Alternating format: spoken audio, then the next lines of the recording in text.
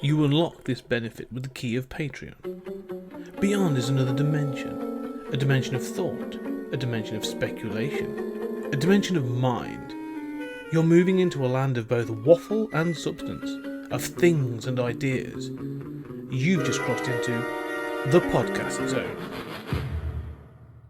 Ladies and gentlemen, welcome back to Trekking Through the Twilight Zone. And all I can say is, it's a good life. It's a good life. Yes, we've come to what is considered by many to be one of the most classic Twilight Zone episodes. This is referenced numerous times. And for this episode, Julian and I are going to cover the original and its sequel, which was made in the 90s. No, the sequel's from the third Twilight Zone series. And it's Still a Good Life from 2003. 2003. Wow. Yeah, so 42 years later. It's an interesting, and it has a returning cast as well in some cases. So we will get to that. But the first one is It's a Good Life. So in this episode, we find there's a very small farming community somewhere in America that lives in fear of a small boy, because this small boy has the ability to change people, twist reality, but if you're really bad, he will send you to beyond the corn, into the cornfield. Into the cornfield, yeah. Yeah, which I swear to God, this inspired Stephen King for The Children of the Corn. Yeah. Yeah, you definitely feel that. Yeah. In the story, like I said, they all try to keep him happy, and sort of the tensions of that sort of spill over, and we see what happens to certain people. What are your thoughts on this episode then, Julian? This classic episode. I love this episode. And there have been episodes that we've come back to that I've thought, I don't like it as much as I remember. I like this as much as I remember. Yeah. It does have a few oddities, like the fact that he is assembling creatures, three-headed gophers and things like that. But it is very successful, and I'm sure we'll talk a lot about why. It does seem to be that it is more beyond Children of the Corn. It is a better depiction of somebody with psychic powers than I've ever seen from the X-Men. I mean, this should be the origin of Magneto or Professor X or something like that, that we never get, right? Yes. No, I mean, what I would say is this episode, I said sort of, I joked about Stephen King and Children of the Corn. Like, this episode, and it's sort of like clear how much Stephen King likes the Twilight Zone from other episodes. But this is Carrie, this is Firestarter, this is Children Beyond, the Children of the Corn. There's so much here that like clearly Stephen King has cribbed from. Not in a bad way, but this episode works on so many. It's endlessly creepy. There's a pervasive tension throughout that is wonderfully portrayed by some of the characters, some of the actors. One of my favorite interactions comes early on when he's doing that thing. Like, he's sat there and you don't see it, which I think's wise, but he's sat playing with it, and there's like a delivery boy who sort of comes in, and he talks to the lad. What's the boy's name? Anthony. And he's like, I've built this gopher. It's got 3 heads, and it's sort of like, he's like, oh, and when I'm bored with it, I will kill it. And there's sort of like a real psychopathic sort of tendencies, kid. But the way the delivery boy's like, that's a good thing, Anthony. It's a good thing you've created that thing. Like, it's so that it feels just so tense throughout. Like, this episode has like a physical reaction from me. It's just really sort of interesting. It's a good thing is really haunting. I mean, this is filled with great moments and great performances.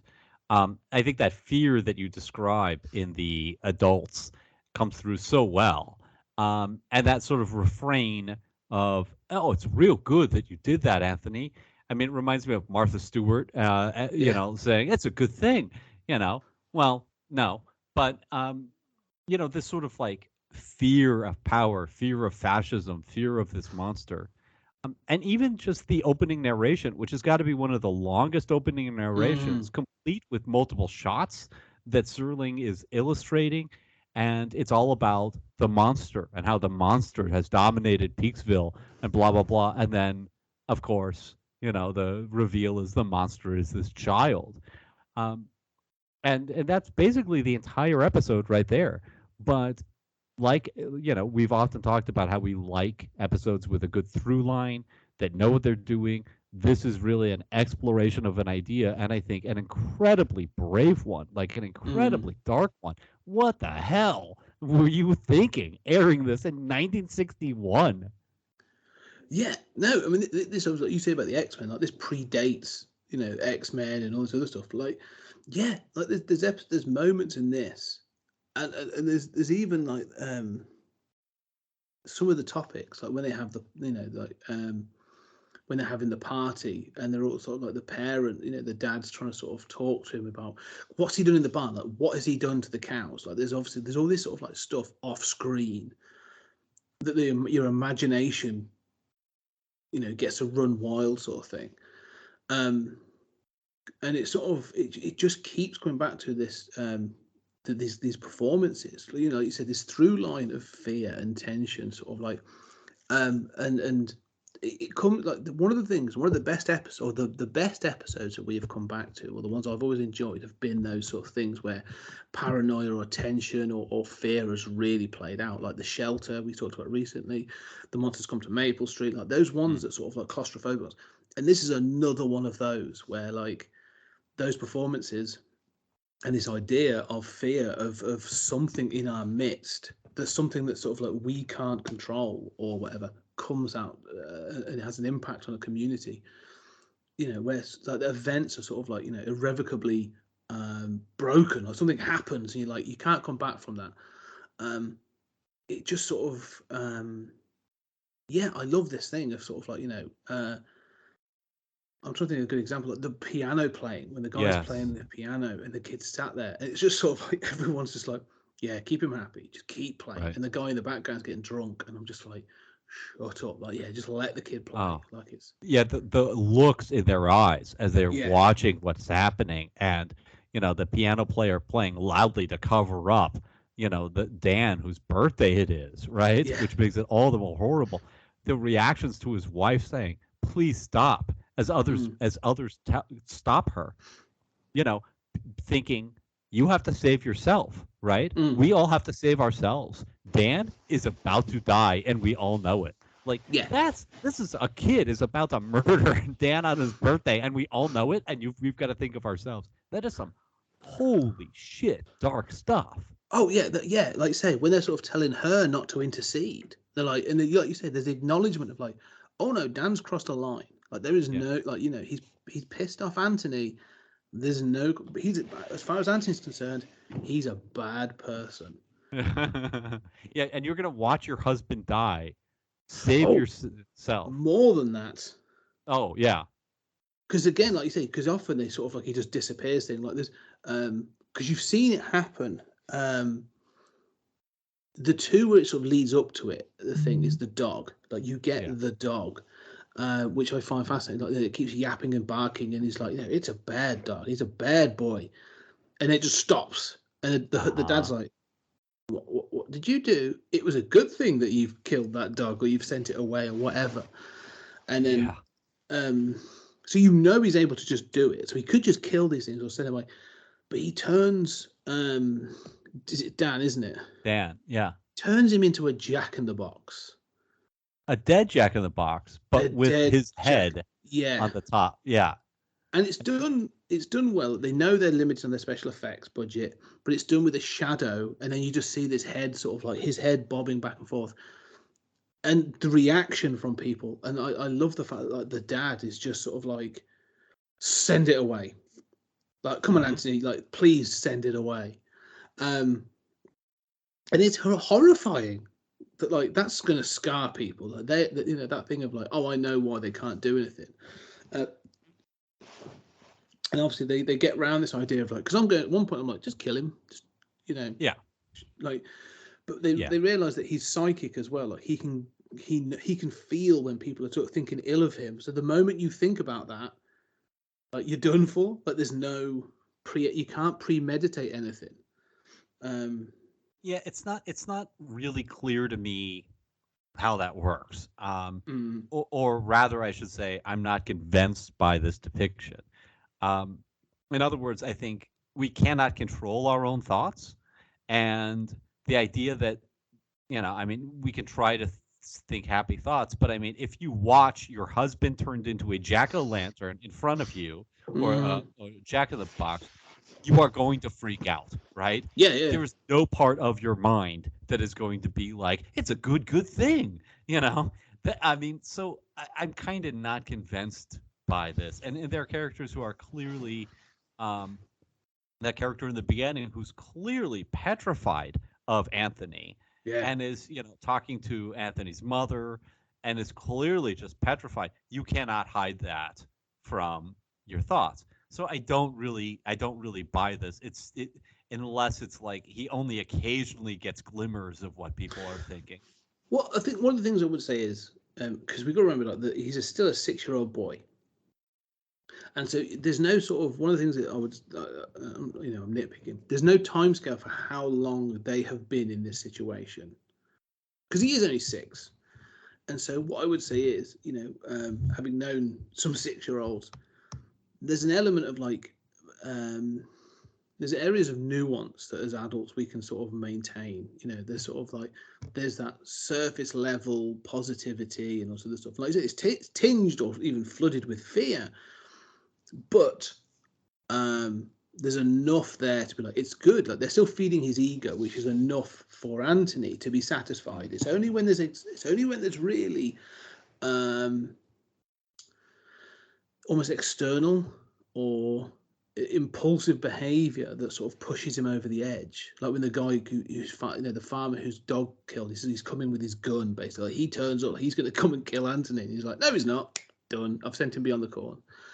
And even with the piano player, like the piano player is clearly terrified, Yeah, but it's still mollifying Anthony because he's getting what he wants, and that's sort of his point. So there's almost like there's a selfishness in as long as he's satisfied, like he's not hugely bothered. It's only when that satisfaction is threatened overtly that he really turns on people.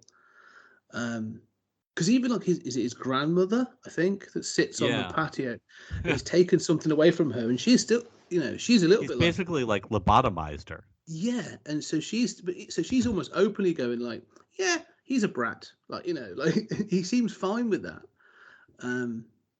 So he almost has a tolerance before he acts. It's not like impulsive with everybody. So, but they don't know where that line is. That's the point. It's like they don't know where that line is with him because it depends on his mood. If he's really happy, he'll probably be a bit more tolerant than if he's grumpy. Do you know what I mean? So.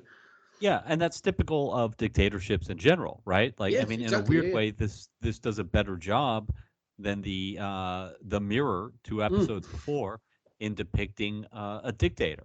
Yeah, exactly. One of those key things is that capriciousness. Exactly, you're at the will of their mood, sort of thing, and I like that. And it being a 6-year-old boy, they can be very moody, and. Well, let's get to the 6-year-old boy thing because. One of the things that has always struck me about this episode is that he's not evil. No. He's a 6-year-old boy. Right? I mean, and you know how much I love Miracle Man. And part of the point of Miracle Man is you take a boy, in that case, a little older one, give them these wonderful powers. They're not going to develop normally as a moral, ethical person, right? We develop our ethics and our morality and our sense of responsibility to each other partially because we are vulnerable, right? Because we rely on each other and we learn to love each other. He's a normal 6-year-old boy. If you gave a 6-year-old boy godlike powers, I think this is absolutely what would happen. 100%. This is a spoilt kid. He's a brat, but he's not evil. But the nicest kid would be a brat if you gave him, I mean, all of us, I'm sure, like if I had magical powers, in fact, if anything, I think this would go south a lot faster in a lot more horrible ways. Like, I mean, if I at 6 didn't get the toy I want, I wanted to murder my parents. That was my level of maturity. Like, there was a part of myself that just in that moment was so enraged and wanted that toy that the fact that I couldn't have it was unthinkable and was like a personal apocalypse that I could not tolerate. Well, But that's what's happened. You're right, like apocalypse. Like he's wiped out the rest of America, maybe the rest of the world. We don't know. You're right. This is an impulsive kid. Like he's driven by his id. Like this is if you to follow sort of Freudian, like he hasn't developed his ego and superego really yet. It's all impulse. It's whatever satisfies him physically and sort of like and those surface emotions. Yeah, you are at the whim of an immature, spoilt kid. Like he is not evil. He just wants what he wants. Like and as you say, sort of the point is you're not able to parent him. You're not able to discipline him for fear of his reprisals. But this isn't you say that as a normal child, a non superpowered child, like the best they can do is throw a tantrum or refuse to eat whatever, and you can do something about that. You can then take away, TV time or toys, or you can discipline them, go sit on the naughty step. You can do other things that you can form a punishment or you can form sort of some lesson. You can't with Anthony because the moment you do that, you're gone. And so right. You're right. There's no parenting here. There's no sort of thing. This is what happens when you say yes to someone permanently. And so I like that. Like, you're right. He's not evil. But however, what I find interesting is they refer to him as a monster. Yeah. And I think that's actually kind of cruel. Yeah, it's a little judgmental. Yeah. I'll blame the parents. But Oh, yeah. Well, you have to call him something. I mean, he is monstrous. And I think it's interesting, also in terms of thinking about ethics and thinking about Serling's humanitarian approach, that we can think of somebody as a monster, certainly their actions as monstrous, and still understand that person. I mean, as we record this, there's been a controversy over the Netflix series about Jeffrey Dahmer. Yes. Certainly a monster. I mean, in fact, that's the title of the series, right? Certainly what he did was absolutely monstrous.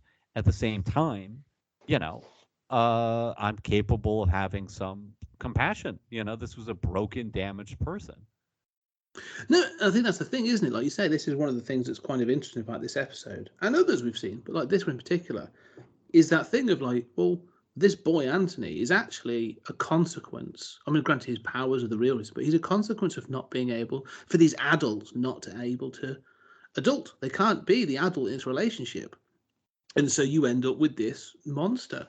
I think one thing I would say is, I don't think that is what the episode is wholly trying to portray. Like, we can take it now in retrospect. I think we can look at it, but I do think there's an element of like, oh no, we want to show this monstrous child of like, this is, but like, I do think there's a nuance missing that I think could have been in the intro and outro, that could have been sort of about sort of like, basically sort of like, this is what unfettered childish want is about. It's sort of like we all have impulses, but we have to learn to control them.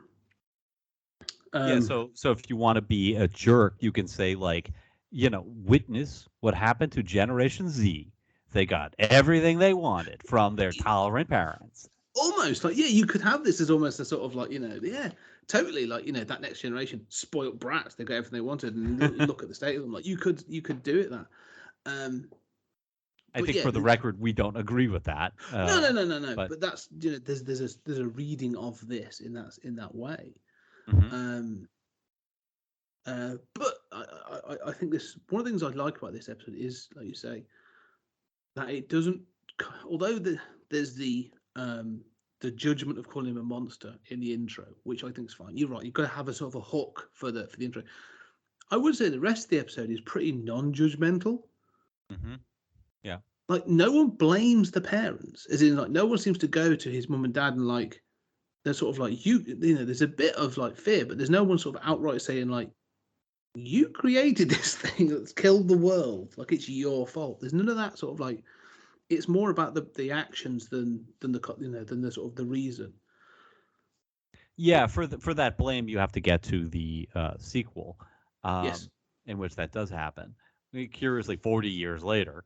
Um, Although I do wonder technically whether why somebody hasn't just brained this kid, right? There's this wonderful sequence where, as Dan is dying, he knows he's about to be killed. He basically is begging anyone to, Kill um, him.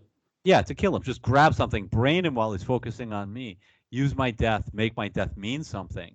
I mean, again, super, super dark, right? Yeah, It's it almost 1961. becomes like a sacrifice. He's thrown himself Yeah. on the grenade so that the others can then take out this kid. And Aunt Emmy, who can't sing anymore because she's been, had her brain taken away, right? Uh, Tentatively reaches for the fireplace poker, Yeah. but then doesn't. But I wonder, like, obviously, even his parents know this is the monstrosity. We have to kill him. Mm. Why doesn't somebody just kill him while he's asleep? Or is he Mm. so psychic they're scared he's going to notice my thoughts as I approach him and wake up? Well, if we go back to the time frame of this taking place, they don't know. Maybe they don't know. Yeah, You that's know. true. It could be new, relatively. Yeah. Then they're still like, I don't know how to handle this. We don't know what it is that, like you say, what would happen. Well, the other thing as well is, like you say, here's the other thing though. There's a comment at one point in the follow up, and it's sort of alluded to in this is what's it called? What's the place called? Peaksville, is it something like that? Right, Peaksville, Yeah, Ohio. Peaksville. There's nothing beyond it. Okay, so this is an inconsistency to me, or a possible inconsistency between the two, because you've mentioned that like he's made the rest of the world go away. That is not at all clear to me. And having seen the original multiple times and having never seen the sequel, I was surprised that they definitively show that in the sequel, because in the original, the actual language from the narration is um, its inhabitants were never sure whether the world was destroyed and only Peaksville left untouched, or whether the village had somehow been taken away. Mm. All they know is there aren't planes, there's nowhere to go to, right? But There's that, like a barrier between yeah, them. And then at the end, one thing I do like about the original, at the end it says, Anthony Fremont, age 6, who lives in a village called Peaksville, in a place that used to be Ohio. And if by some strange chance you should run across him, you would best only think good thoughts. Now I know that's just the swirling ending narration of like, yes, hey, you're in the Twilight Zone, and if you happen to meet this yeah, Martian, you'd better bring cheese because he lectures in this episode. But still, I was always fascinated by the idea that like because I drove across America, I drove with my family, we're car culture. You could wander into a little town in Ohio, just looking for a burger off the highway, and got caught up in Anthony Fremont's, hellish tyranny. I always loved that idea. And I don't know that it's intended, but I always loved that idea. And the sequel takes that away from me.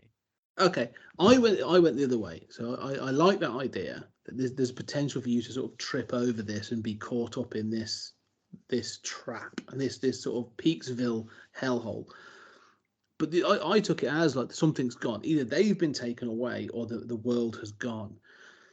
And so when we talk about why hasn't anyone killed him, there's a part of me that's like, they can't because they don't know what the consequence is. Like, they want to return to normal. If they kill him, they're still trapped in Peaksville. What happens to them and the rest of the world if he dies? So I took it as that in a little bit, where they're scared of him, but there's also this thing of like, we don't know what the consequences of that are. Like, we don't understand this. And so I kind of like that as well. They're sort of trapped in this middling ground of being like, what do we do? Because I don't know what's supposed to happen. That's a very good point, and I would love that dialogue, right? Yeah, I don't think the exactly, yeah. episode has thought of that, because otherwise somebody would whisper something when they're talking about braining him. Yeah. Like, what happens to the rest of the world? Yeah, we need to bring it back. I like the fact that this does end on there's no resolution. Like it just sort of continues, like and I want to talk. We'll get to the sequel in a moment, but like I like the fact this is one of those few episodes where it's sort of like it doesn't resolve. It just sort of like, yep, Anthony will continue. This is still a horror, and we're going to leave those people there. And I'm just like, yeah, that's messed up. That's really dark. Like this continues that sort of dark theme of like these people are isolated. At least with sort of the other ones I mentioned where there's that tension, like the shelter and the monsters on Maple Street. Like it gives people that release at the end. Like those people are broken and it's the relationships are shattered, but it gives them a release. Oh, there are no bombs. Oh, it was only this. It was only that. Whatever. With this, it's like, oh, we're going to leave them there. We've given you a glimpse of this hell, and now we're going to leave. And I like that it has that sort of like, I really enjoyed that sort of like leaving it on that note, as it were. Yeah, I do too. I really like that. And I love that the final thing is the snow beginning to fall outside. And you think, oh, that's so beautiful. Of course, you don't know what time of the year it is. This has not really been an important thing. But the snow's falling. That's the end of every, beautiful movie, it's a great Christmas ending. The snow is so beautiful. And they're like, yeah, except it's going to kill half the crops. The town is already facing starvation because clearly Anthony doesn't understand, food supply and things like this. He's too busy making monsters and randomly killing people to worry about sustainability. But then realizing, oh yeah, I mean, we are facing absolute crisis on both levels. We're between a rock and a hard place. We are facing starvation on the one hand, and that is the lesser of two evils. The other is being a slave to, Anthony. That's really quite a dark ending. Yeah, and I love that. I think it does. It leaves them on a fantastic note. Let's jump forward then 40 odd years to the sequel. Well, let's note briefly that there actually is another remake, which is in the Twilight Zone movie. Of course. We will address that once we finish the end of the Twilight Zone, because there's new stuff and remake stuff. But eventually, fast forward to 2003, and we get the sequel. Yeah. The sequel, the sequel doesn't work as well, if I'm honest. Like, my first question is like, this is thing Anthony. Like, how has he had a child? Well, he has a daughter. Yes. But there is no wife. There is no mother. There's an absence of mother. And seeing this petulance, like, of how he was when he was 6, like, I've got all kinds of like, my imagination went wild of like, teenage Anthony was like a rapey, impulsive, like hormone-driven nightmare. And so, no, I had the same thought. Like, why are we jumping? I know it's been 40 years since the original episode, but like, wouldn't an adolescent Anthony be better and more interesting? Although I'm not sure you can show that on television. HBO maybe. But like you have Game of Thrones was too mild for you. Yeah. But he has this daughter. He has this relationship with her. His mother. They bring back the same actor that plays Anthony. They bring back the same actor that plays the mother, Mrs. Fremont. And there's more people in this town of Peaksville. Like Peaksville still existed in this isolation for 40 years, but there's a population. Like there are still people, families have grown. Now, I know that 40. Now, this is something I actually Googled this to double check this. So there has been a growth of population. So there's been generations. It's been 40 years. So that's a covering of at least 2 generations. Okay, really, from the 60s version. In order for a population to avoid a level of inbreeding within populations within 2 to 4 generations, you need to have more than 50,000 people. It's to sustain that level of growth. This clearly doesn't have that. And obviously this is a close-knit community. So I'm still going like, this is going to start to have some interesting looking people within the next sort of like 20 years. Like, and I know that you're not supposed to think like that, but it sort of crossed my mind again when you see that there's other families with kids and all this other stuff. But yeah, he has a daughter. She's playing with this other kid. She's at first not got the powers, and is living a normal life. But that people still live in fear of Anthony, especially the mother. And then it sort of goes from there to become this almost like, you say X-Men. X-Men clearly feels like an influence on this, or again, Stephen King feels like an influence on this. It's gone full circle. Because his daughter then seems to have powers, and so the mother starts to conspire to try and use her to take out Anthony, which we've already established they couldn't really do because he might sort of hear her thoughts. I don't know. It sort of goes a bit wobbly. Well, she says that he can't hear her thoughts. So I mean, that is established. No, the daughter's thoughts. You can't hear the daughter's thoughts, but you can hear the mother's thoughts. Yes, and in fact, he finds out very quickly that she has powers exactly through that. So I don't know. I don't think this is awful, but right away you get that feeling of like, oh no, this is like Anthony, the next generation, right? It's that old passing of the torch thing. Like, it's 40 years later, he's still running the town. Nothing really interesting has happened. Now what about his kid? Please, that seems like the least interesting thing to do with this. I don't buy that town is still there 40 years later. I mean, given you talk about population growth, the rate he was killing people, there's not going to be any population growth. I mean, and if anything, he's going to be way meaner of a tyrant, than he's shown here. It's just kind of like, la la la, it's 40 years later, it's still a nice suburban town run by a guy with great powers. That doesn't square with me. Well, the two things that bother me about Anthony is we were originally with a 6-year-old boy, and he was not being parented, clearly not being educated. Right. And then you get 40 years. So he's 46 and he's his mid-40s. He's had a child. He's raised and all this other stuff. Yet he seems rather sort of like erudite and sort of like educated. And he's sort of not well spoken, but like So I'm like, oh no. This kid was never educated. Did what he wanted. He can change reality. Yeah. How is it that you talk about Miracle Man, and sort of like, how is this kid not living in a massive palace? On the, why is he still living in the same house as he was when he was 6 with his parents? Like, it feels so sort of, it doesn't seem to hold to the same theme as we've just been talking about. Like, the first one felt like a 6-year-old lashing out. This does not have the right sort of consequences for that story. Like, what happened to the 10-year-old? What happened to the 12-year-old? What happened to the 16-year-old? What happened to the 21-year-old? Like, what happened when he found alcohol? What happened when he found sex? What happened when he found...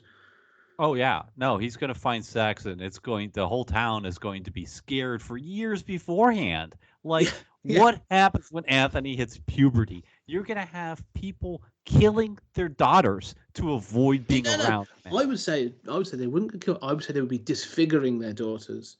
God. Do you know what I mean? Dark. Yeah, no, you're right. I mean, they that has happened historically, by the way. Yeah.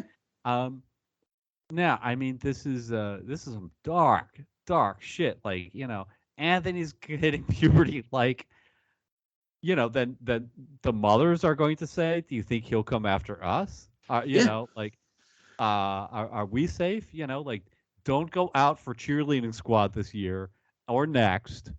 I mean, this is some dark shit. And instead, what we get is like, oh yeah, nothing's really changed, except. And then why does he care about his daughter? Yeah. Why does he have this morality for his daughter? Who's the mother? And when did he learn to care about having a daughter?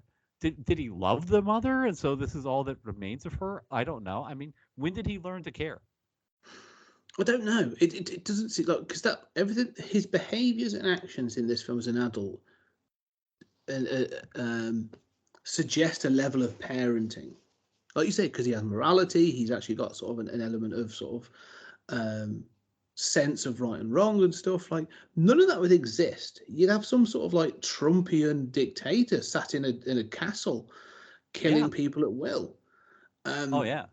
And none of that seems to. Like, I think he's like, oh, I don't want. Or even more so, one of the more interesting things is obviously the first one happened in '61. There's no cars and nothing else.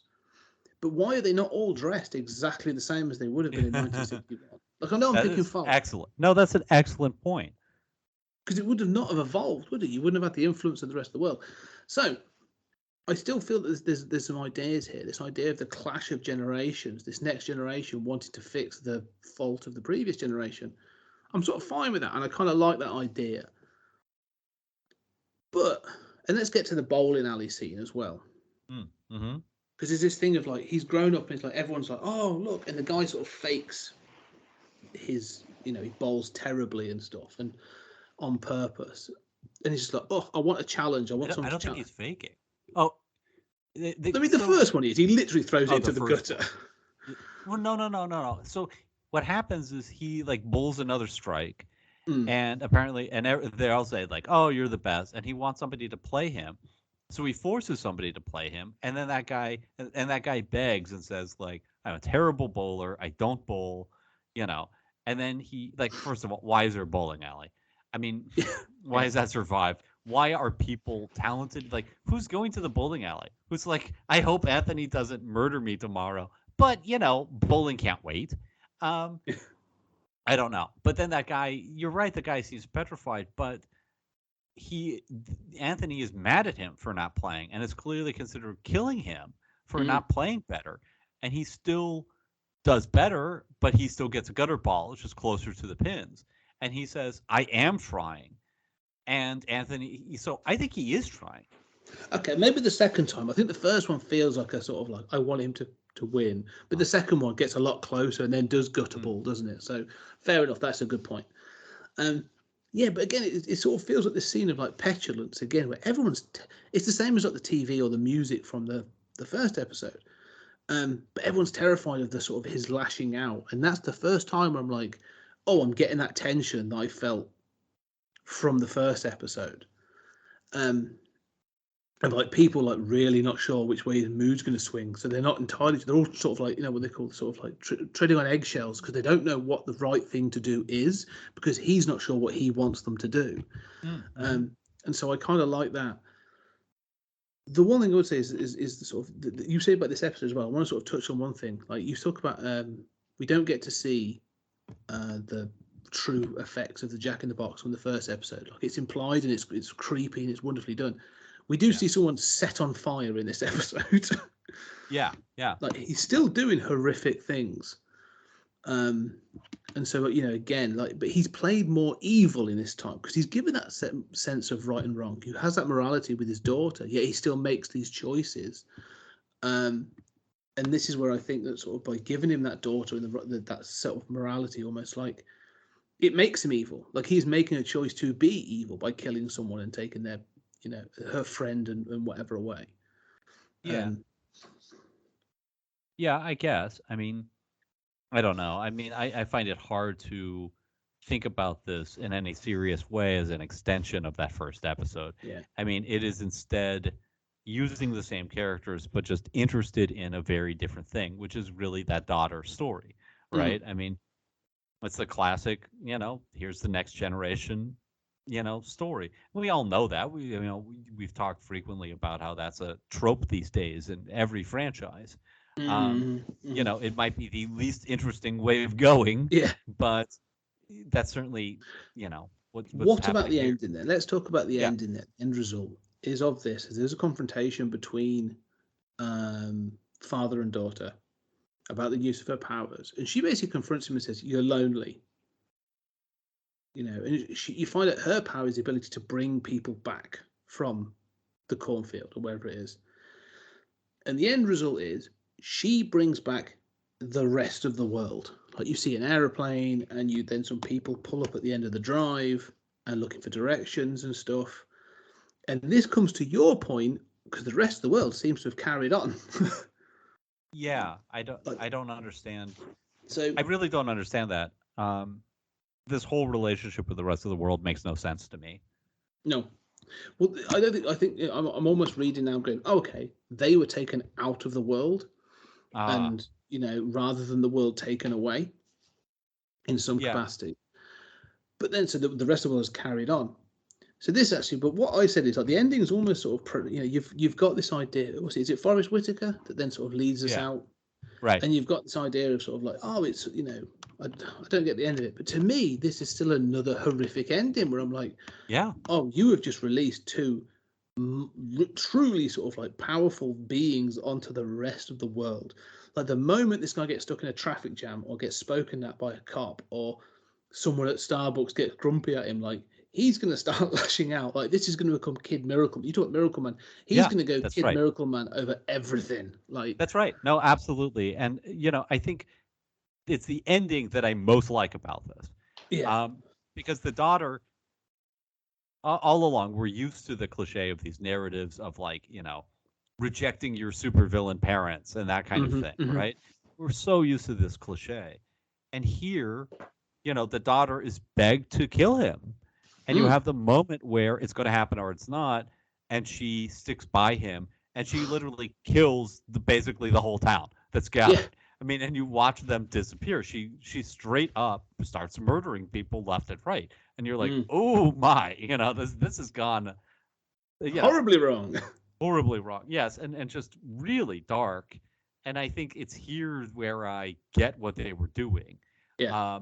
I think the ending is the thing that I like about this, that it has the guts to go to that kind of dark place that the first one does. It doesn't know how to set up that story. It goes for the most kind of cliched story, but then it follows through on that cliched story in a dark way that honors the intent of the original.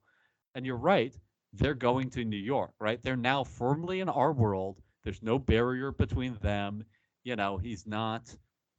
Basically, she said, Dad, I mean, much like Miracle Man, right? Like Winter, the daughter, saying, like, you're really repressed.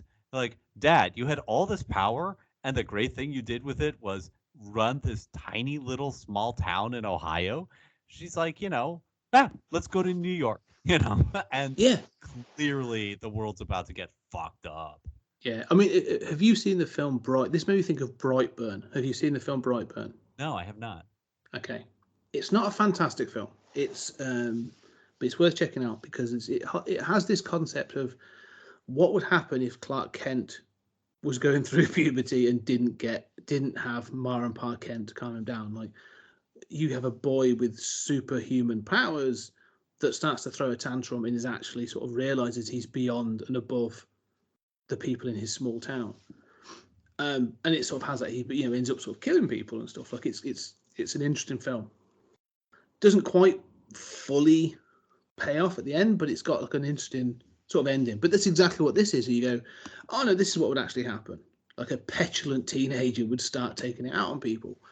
And that's what I feel like this is going to be. This kid who's been told yes his entire life is about to step into our world. Those two poor people at the end of his drive may not be driving off anywhere else soon. Oh, no, they're not. They're dead. Yeah. That's pretty clear. They're screwed. So, but the thing is, I'm not entirely sure if the show is, because you and I are going, oh, this is a dark ending. Like, this is a horrific sort of like, the consequences of this are horrific. I don't know. I'm not 100% sure the show knows that.